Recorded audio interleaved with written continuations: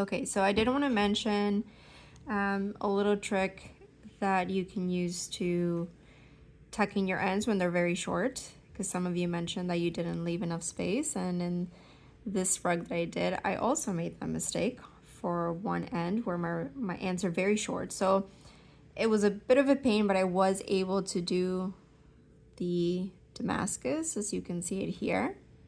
And I've already tucked in a few of my ends, but when you have tails this short, the best way to tuck them in is actually to put your needle in first.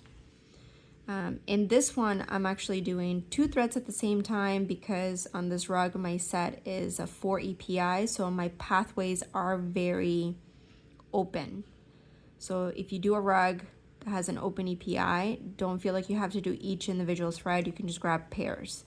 But on your rug mugs, you'll probably have to do individual ones because otherwise it'll be very tight. So you're gonna pick a path where that's your 2 threads are gonna go. And again, don't go too far up because you're trying to go as far as, you know, those tails are gonna go. And then tucking your needle basically as far as you can go, where you can still see that opening. And again, this is going to be a little bit of a hassle, but you can do it if you really want to tuck in those tails. So the other thing to keep in mind here that I think I've seen a lot of people do is that you want to keep this tail as little as you can make it, because you know, normally you want to tuck it in like this so that this doesn't come undone. But then what happens is that because this is so tight, if I try to pull that right now, it's going to be impossible to pull because the needle is going to get stuck in between the actual fabric. So if you leave it just like a little tiny nub, enough to keep it in the needle, when you pull this, you'll just go gently and pull it up and just go slowly until this looks nice and snug. It means that when the end of your needle comes out, it'll unthread very easily because you're right at that tip.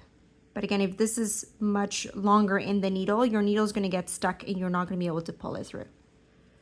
So I just wanted to do this quick video to show you how you can finish that edge with really, really tiny short ones.